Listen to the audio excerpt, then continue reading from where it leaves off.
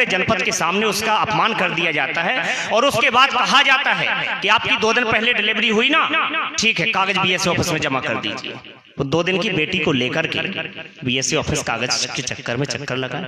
ये कहाँ का न्याय है साहब? एक अध्यापक, एक शिक्षक की घटना बताना चाहता हूं, इतिहास से उठाना चाहता हूं। 326 ईसा पूर्व जब धनानंद का शासन था, मगध राज्य का सिंहासन सबसे ऊंचा सिंहासन था। 326 ईसा पूर्व जब धनानंद का शासन था, मगध राज्य का सिंहासन सबसे ऊंचा सिंहासन था। सेना की दृष्टि से उच्छृंखल संपूर्ण देश पर हावी था। अरे छोटे राज्य अगर ताले तो मगध सभी की चाबी था। और एक शिक्षक का नाम लेता हूं साहब कि चाणक्य दूरदृष्टा था, जिसने अनुमान लगाया था।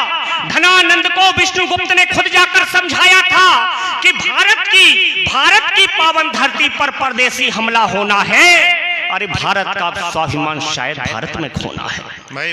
भारत का अब स्वाभिमान शायद भारत में खोना है। इसलिए निवेदन करता हूं मैं धनानंद, तुमसे सुन लो। इसलिए निवेदन करता हूं मैं धनानंद, तुमसे सुन लो। छोटे हो राज्य भले तुमसे, तुम उनसे समझौते कर लो और एकत्र नहीं हो पाए तो यूनानी तुम्हें हराएंगे। अरे मगध राज्य के माथे पर यूनानी ध्वजा लगाएंगे। मगध राज्य के माथे पर यूनानी ध्वजा लगाएंगे। तो साहब धनानंद ने ये सब सुनकर अपमानित महसूस धनानंद ने ये सब सुनकर अपमानित महसूस किया। मार लात चाणक्य को सिंहासन से दूर किया। भले इतिहास कहता हो कि अपमानित किया हो। किसी शिक्षक में अगर एक बार आप समाज के सामने, दरबार के सामने उसे अपमानित कर दो, 50 बार लाते भी मारो तो भी उसका बराबर ही अपमान होगा जितना दरबार में एक बार समाज के सामने अपमान होता है। तो मार लात चाणक्य को सिंहासन से दूर किया और कहा, सुन काले ब्राह्मण, तू मुझको क्या ज्ञान सिखाता है? अरे राह बनाने वाले को ही आकर राह दिखाता है। भाई वाह। तो साहब चाणक्य गिरा नीचे, उठकर जब अपनी शिखा खोलता है, धनानंद के अंत समय का भावी भविष्य बोलता है।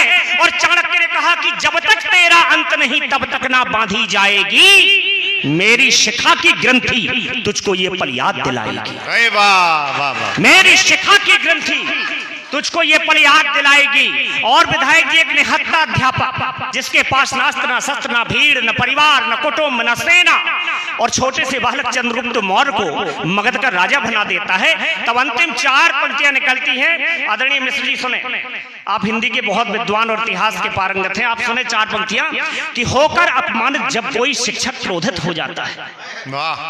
होकर अपमानित जब कोई शिक्षक क्रोधित हो जाता है, लिखा लेख तब विधि का भी तो संशोधित हो जाता है।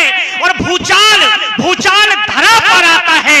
एक मूर्खों के समझाने को ईश्वर को आना पड़ता है शिक्षक का मान बचाने के। बहुत अच्छा भाई, वाह वाह वाह। ईश्वर को आना पड़ता है शिक्षक का मान बचाने को।